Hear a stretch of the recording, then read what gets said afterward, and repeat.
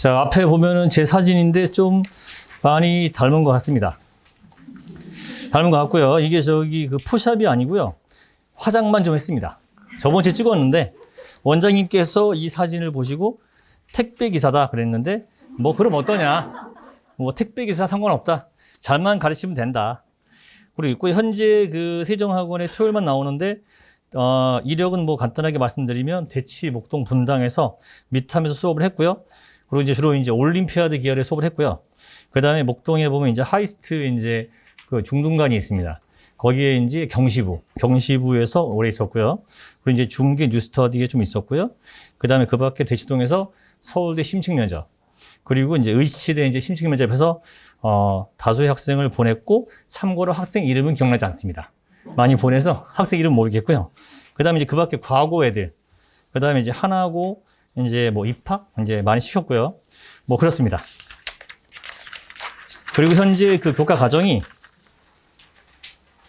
차례를 보면 약 17주로 되어 있는데요. 다른 선생님들을 보니까 이제 1월 달인데, 저는 좀 성격이 모나서 워커홀릭이라 그 일주일이면 학원을 7개를 근무해야 한다.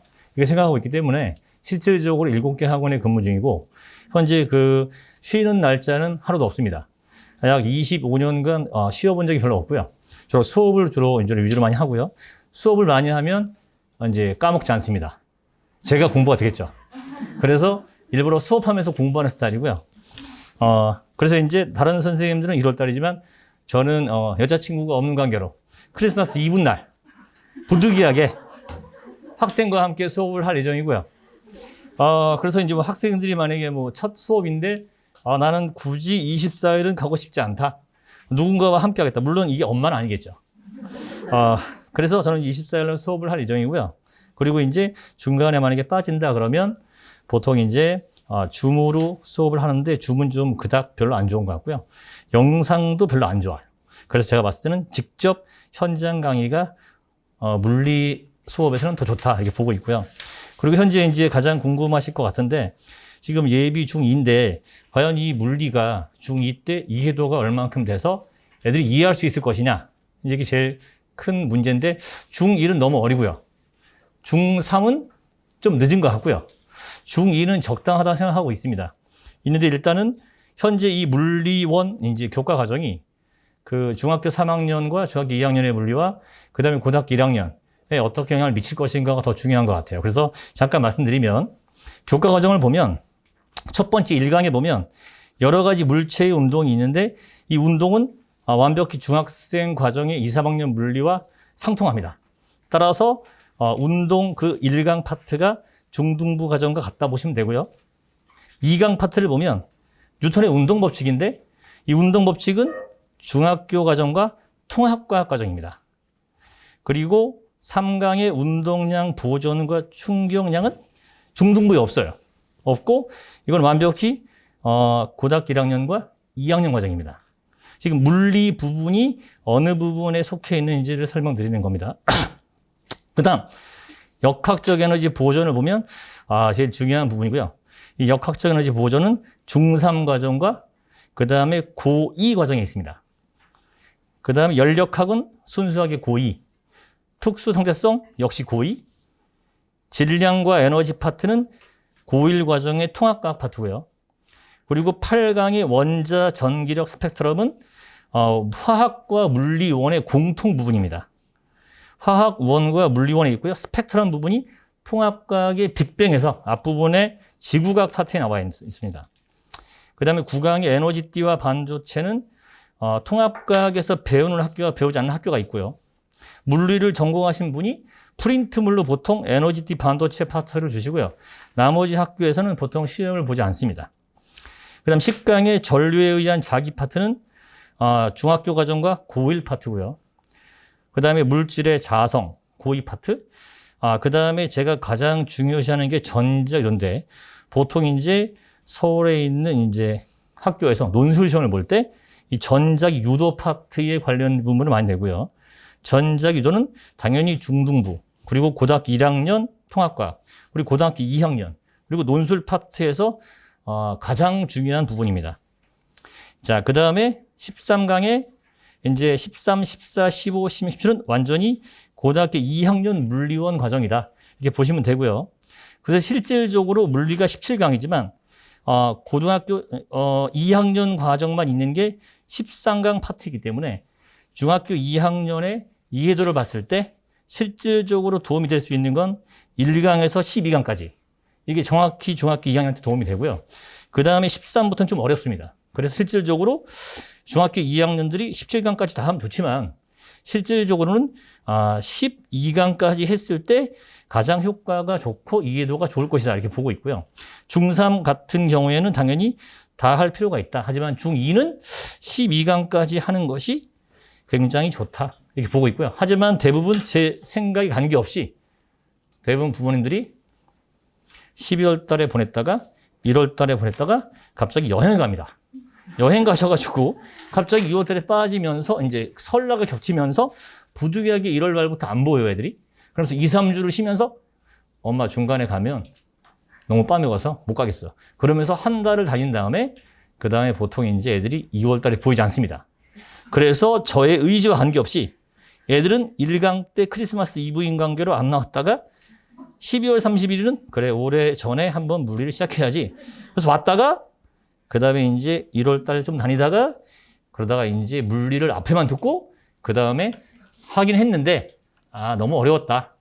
뒷부분까지 못했네. 그러면서 또 이제 중3 때 또 시작합니다. 그런 악순환이 반복된 관계로 실질적으로 애들한테 물어보면 물리를 몇 번 했니? 그러면 대충 했어요. 앞에만.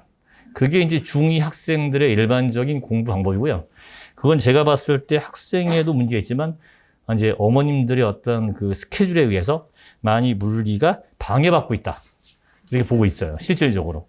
이제 한 20몇 년 수업해 보니까 실질적으로 물리라고 하는 과목이 이번에 수능에서도 마찬가지지만 이제 실질적으로 입시 강사기 때문에 저도 이제 보면 물리가 이번에 너무 어려운 게 이제 어려웠지만 실질적으로 물리는 특화되어 있다 보니까 극소수의 잘하는 학생이 항상 존재하는데 특히 물리는 골수파 분자가 있는 관계로 이번에 수능에서도 47점이 50점 만점의 1등급인데 나머지 화학, 생물, 지학은 42점이 1등급이므로 일단 예상 컷인데 이게 확실히 물리가 너무 어렵다. 잘하는 애만 잘하고 못하는 애는 물리를 하지 말아야 된다.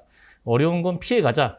이제 이런 생각이 좀 지배적이어서 과연 언제까지 애들이 어려운 것을 피해서 공부할 것이냐 라고 생각해 보면 저 또한 자식 있는 관계로 웬만하면 어려운 건 피해가자 이 생각을 했어요. 근데 피해가다 보면 하나를 피해가면 둘을 피해감으로 기꺼이 이제 고등학교 1학년 그리고 고등학교 2학년에 가능하면 고1의 물리가 중요하니 물리를 한번 하는 건 좋다.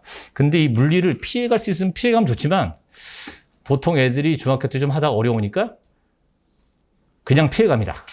그냥 통합강만 하지. 그러면서 피해가다 보니까 물리 열심히 안 해요. 그래서 항상 애들한테 얘기합니다. 수업 시간에. 물리는 너무 어려운데 이거를 과연 할 것이냐. 예전에 어떤 학생이 포스코고를 지원하려고 했는데 선생님 제가 포스코고를 하려고 했는데 진로를 바꿨어요. 그러면서 중간에 물리가 필요했는데 물리가 필요 없을 것 같네요. 그러면서 3개월인데 한 달 듣고 끊어요. 이제 그런 경우가 생깁니다. 이쪽 지역에서. 그래서 보면서 과연 그 어떻게 물리를 지도할 것이냐. 애들한테 필요하게. 그래서 저의 결론은 하나입니다. 공무원 시험에 수학 시험이 없어요. 공무원 시험에. 영어 시험도 있고 과학 시험도 있는데 공무원 시험에 수학 시험이 없는데 애들은 수학을 죽어라고 합니다. 그럼 왜 도대체 공무원 시험에 수학이 없는데 수학은 열심히 할까? 그것은 수학과 물리의 공통적인 부분인데 제가 봤을 때 문제 해결력이죠. 문제 해결력. 그러니까 다방면에서 어떠한 난제나 문제 닥쳤을 때 수학적인 방법으로 문제를 해결하고 과학적인 방법으로 해결할 수 있는데 애들은 그냥 피해가는 거죠. 그럼 결국은 사고의 전환이 되지 않는다고 볼 수 있고요. 애들은 너무나 그 일률적으로 답을 구하기 때문에 어려운 어떤 처음의 낯설음에 대해서 굉장히 애들은 소외감을 느낀다. 다시 말해서 낯설은 것은 피해가자. 어려운 것이다. 이렇게 보는 거죠. 그래서 제가 봤을 때 확실히 수학이 모든 것의 기본은 아니지만 물리도 마찬가지지만 이게 과연 물리가 예전에는 서울대 물리학과가 최고였으나 요즘은 안 갑니다. 왜 그 어려운 걸 왜 할까? 그러니까 최고가 아닌 거죠. 수능 예전 이제 90 몇 년도에 제가 이제 수능 첫 제자를 그때 제가 학원 강사였는데 그때 수능이 첫 해가 94년일 겁니다. 근데 제가 그때 선생님이었어요. 그때 제가 선생님이었는데 그때 이제 제가 가르친 사람은 아니지만 수능 만점자가 서울대 물리학과 갔단 말이죠. 근데 요즘 수능 만점자 서울대 물리학과 안 갑니다. 당연히 전문의 쪽으로 가겠죠. 거의 다. 그러니까 이렇게 많이 판도가 바뀌었지만 의사도 사라질 입장이고 참고로 제 딸 둘 다 의사지만 어쨌거나 사라질 어떠한 그런 그 뭐라 그럴까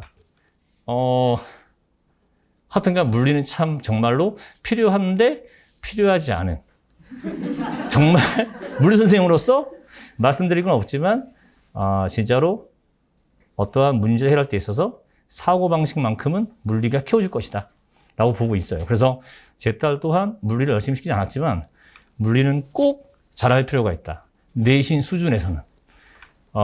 피해가도 웬만하면 물리적인 사고는 사회에 나가서도 필요한 것이고 수학적인 사고도 필요한 것이고 반드시 기본적으로 수능을 보지 않아도 해야 한다고 생각하고 있어요. 그래서 실질적으로 물리 원까지 시켰고요. 저희 딸들도 물리 2는 시키지 않았습니다. 그건 피해 갔어야죠. 그래서 실질적으로 수능에서 물리 1은 원강호 쪽에 가장 적게 보고 물 2는 더 적게 보므로 실질적으로 봤을 때 내신에서만큼 물리 1이 그 비중이 좀 크고 과학 중점고에선 물리를 못하면 절대 안 되고 그리고 실질적으로 자사고에서도 물리를 피해가지 않습니다. 일반고에서 물리를 피해가는 거죠. 이제 그런 면에서 봤을 때 이 물리의 어떠한 그 선택 과목, 특히 어차피 우리가 그 대부분 부모님들이 고등학교라든가 대학교 입시 때문에 이제 물리를 하는 건데 이 물리 자체가 중요한 것이 아니고 물리적인 접근력 이런 것들이 더 중요하다고 보고 있고요. 그래서 물리에 대해서 저는 강조하고 싶어요. 네, 꼭 점수를 떠나서.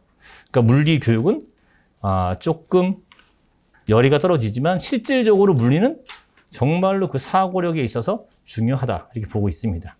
성적에 직접 관계가 없어도 물리적인 사고는 다른 과목을 공부할 때 반드시 필요하다 이렇게 보고 있어요. 근데 피해 가실 분은 어쩔 수 없죠. 네, 하여튼 여기까지입니다. 지금 수업 중이어서 네, 질문은 혹시 없으시죠? 네.